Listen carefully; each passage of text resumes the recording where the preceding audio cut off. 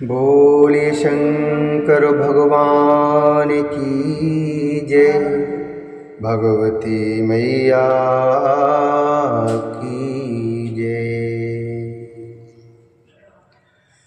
श्री शिव महापुराण के अंतर्गत रुद्र संहिता, जो कि द्वितीय संहिता है, और इसके खंड पंचम खंड जो कि युद्ध खंड है, इसके अध्याय 23वें में आज हम प्रवेश करेंगे, और जिसमें वर्णन है विष्णु द्वारा माया उत्पन्न कर वृंदा को स्वप्न के माध्यम से मोहित करना और स्वयं जलंधर का रूप धारण कर वृंदा के पातिव्रत का हरण करना, वृंदा द्वारा विष्णु को श्राप देना तथा वृंदा के तेज का पार्वती में विलीन होना। व्यास जी बोले, हे सनत कुमार, हे सर्वज्ञ, हे वक्ताओं में श्रेष्ठ, सनत कुमार सर्वज्ञ वद त्वम वदतामवर, किमिकारशी धरेस्तत्र धर्मं तत्याज्यसा कथम। व्यास जी बोले, हे सनत कुमार, हे सर्वज्ञ, हे वक्ताओं में श्रेष्ठ, अब आप मुझे बताइए कि विष्णु ने वहाँ जाकर क्या किया और उस स्त्री ने अपने धर्म को कैसे छोड़ा। सनत कुमार बोले, दैत्य जलंधर के नगर में जाकर विष्णु वृंदा के पातिव्रती धर्म को नष्ट करने का विचार करने लगे। मायावियों में श्रेष्ठ उन्होंने वृंदा को स्वप्न दिखाया। मायावियों में श्रेष्ठ उन्होंने वृंदा को स्वप्न दिखाया और स्वयं अद्भुत रूप धारण करके उसके नगर के उद्यान में स्थित हो गए। तब उसकी पतिव्रता पत्नी देवी वृंदा ने विष्णु की माया के प्रभाव से रात्रि में 2 स्वप्न देखा। उसने विष्णु की माया से स्वप्न में देखा कि उसका पति भैंसे पर आरूढ़ होकर शरीर में तेल लगाए हुए नग्न होकर काले पुष्पों से विभूषित होकर राक्षसों के साथ दक्षिण दिशा की ओर जा रहा है। उसका सिर मुड़ा हुआ है और वह अंधकार से ढका हुआ है। इसी तरह उसने अपने को और अपने नगर को समुद्र में डूबते हुए देखा। इस प्रकार उसने रात्रि के शेष भाग में बहुत प्रकार के 2 स्वप्न को देखा। इसके बाद वह बाला जगकर देखे गए अपने स्वप्नों पर विचार कर ही रही थी कि उसने उदित होते हुए सूर्य को छिद्रयुक्त और निष्प्रभ देखा। इन घटनाओं को अनिष्टकारी जानकर वह भय से विह्वल हो गई और रोने लगी। उसे द्वार, अट्टालिका आदि कहीं भी शांति नहीं मिली। तदंतर वह अपने 2 सखियों के साथ नगर के बगीचे में आई, परंतु उस बालक को वहाँ भी कुछ शांति नहीं मिली। इसके बाद वह जलंधर की स्त्री दुखित होकर घबराती हुई एक वन से दूसरे वन में गई, किंतु वह अपने विषय में कुछ नहीं समझ पाई। घूमती हुई उस बाला ने सिंह के समान मुख वाले चमकते हुए दाढ़ और दांत वाले भयंकर 2 राक्षसों को देखा। उन दोनों को देखकर भय से विह्वल वह ज्यों ही भागने लगी त्यों ही उसने शिष्य के साथ मौन बैठे हुए शांत एक तपस्वी को देखा। तदंतर भयभीत उसने उन तपस्वी के गले में भुजा रूपी लता को डालकर कहा, हे मुने, मेरी रक्षा कीजिए, मैं आपके शरण में आई हूँ। 2 राक्षसों द्वारा पीछा की जाती हुई तथा भय से विह्वल उसको देखकर मुनि ने हूँ शब्द से ही उन दोनों राक्षसों को शीघ्र ही भगा दिया। हे मुनि, उनके हुंकार मात्र से भयभीत होकर भागते हुए उन दोनों राक्षसों को देखकर वह दैत्येंद्र पत्नी वृंदा अपने मन में बहुत अधिक विस्मित हो गई। तदंतर भयमुक्त वृंदा ने उन मुनिनाथ को हाथ जोड़कर दंडवत भूमि पर प्रणाम कर यह वचन कहा।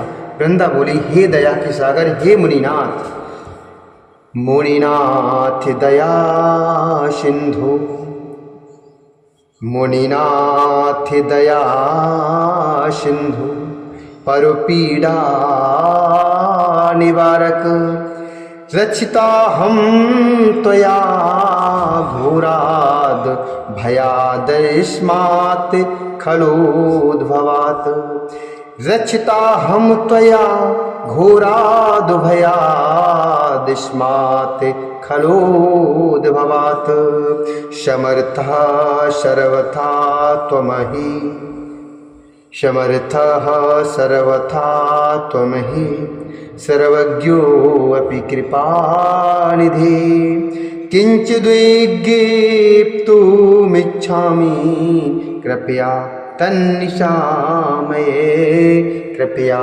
तन्निशामये। वृंदा बोली, हे दया के सागर, हे मुनिनाथ, हे दूसरों की पीड़ा को दूर करने वाले इन दुष्टों के घोर भय से आपने मेरी रक्षा की है। हे कृपा के सागर, यद्यपि आप सर्वज्ञ हैं, सर्वथा समर्थ हैं, तथा मैं आपसे कुछ निवेदन करना चाहती हूँ, कृपया आप उसी सुने। हे प्रभु, मेरे स्वामी जलंधर रुद्र से युद्ध करने के लिए गए हैं, वहाँ युद्ध में कैसे हैं? हे सुब्रत, आप उसे मुझसे कहिए। सनत कुमार बोले, उसके वाक्य को सुनकर कपट करके मौन बैठा हुआ तथा स्वार्थ को सिद्ध करने में कुशल वह मुनि कृपा करके ऊपर की ओर देखने लगा। उसी समय दो बंदर आए और उसको प्रणाम कर सामने खड़े हो गए।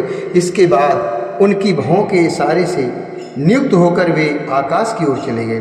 हे मुनीश्वर, आधे क्षण में ही लौटकर जलंधर के मस्तक, धड़ और दोनों हाथों को लेकर वे उसके सामने खड़े हो गए। वह वृंदा सिंधु नंदन जलंधर के सिर, धड़ और दोनों हाथों को देखकर पति के दुख से दुखित तथा मूर्छित होकर भूमि पर गिर पड़ी और विलाप करने लगी। वृंदा बोली, हे प्रभु, जो आप पहले सुख की बात सुनाकर मुझे प्रसन्न किया करते थे, वही आज आप अपनी निरपराध पत्नी से बोलते क्यों नहीं हैं? अहो, जिन्होंने पहले गंधर्वों के साथ विष्णु और देवताओं को भी पराजित कर दिया था, वे ही त्रैलोक के विजयी आज एक तपस्वी से कैसे मारे गए हैं? हे दैत्य श्रेष्ठ, मैंने आपसे पूर्व में कहा था कि शिव पर ब्रह्म है, परंतु आपने रुद्र के तत्व को न जानकर मेरे उस वाक्य को स्वीकार नहीं किया।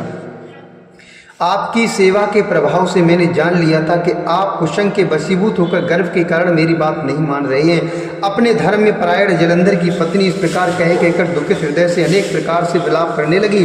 तदंतर दुख से उच्छ्वास छोड़ती हुई तथा धैर्य धारण कर वह वृंदा उन मुनिश्रेष्ठ को प्रणाम करके हाथ जोड़कर बोली, हे कृपानिधि, हे मुनिश्रेष्ठ, दूसरे का उपकार करने में ही आपका आदर है, इसलिए मुझ पर कृपा करके हे साधु मेरे इस स्वामी को आप जीवित कर दें। हे मुनीश्वर, मैं समझती हूँ यत्त्वमस्य पुनः शक्तो जीवनाय मतो मम, अतः संजीवयेनं मे प्राणनाथं मुनीश्वर, प्राणनाथं मुनीश्वर।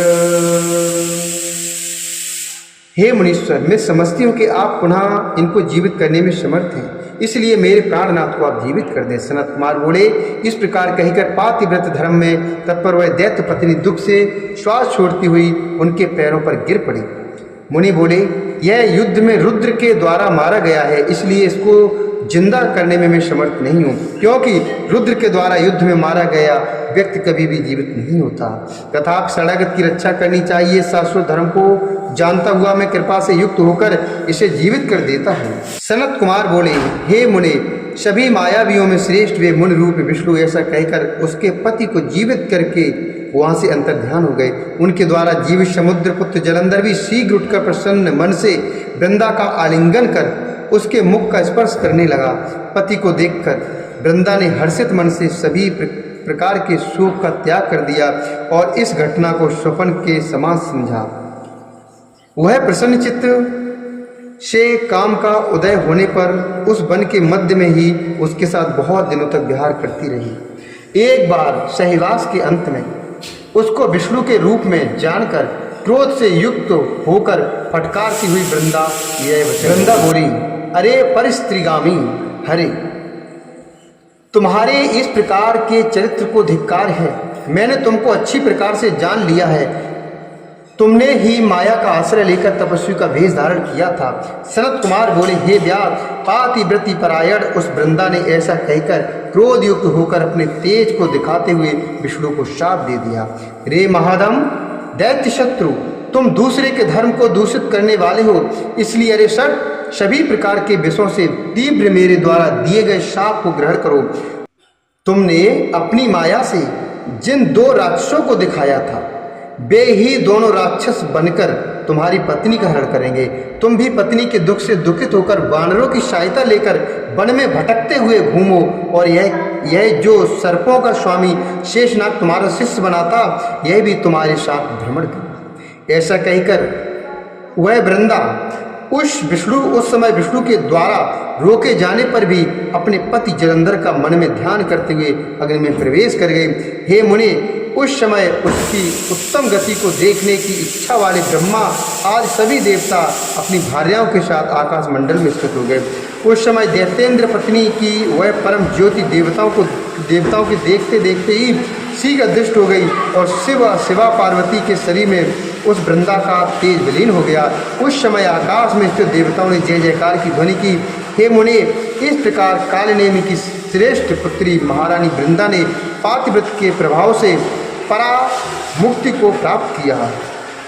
उस समय हरि ने उसका स्मरण कर उसकी चिता की भस्म धूलि को धारण कर लिया। देवता और सिद्धों के ज्ञान देने पर भी उनको कोई शांति नहीं मिली और वे वहीं पर स्थित हो गए।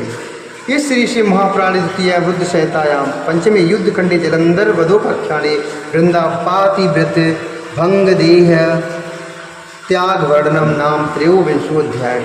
इस प्रकार श्री श्री महापुराण के अंतर्गत द्वितीय रुद्र संहिता की पंचम युद्ध खंड में जलंधर वधोपाख्यान के अंतर्गत वृंदा पातिव्रत भंग और देह त्याग वर्णन नामक 23वां अध्याय पूर्ण हुआ। बोले शंकर भगवान की जय, भगवती मैया की जय।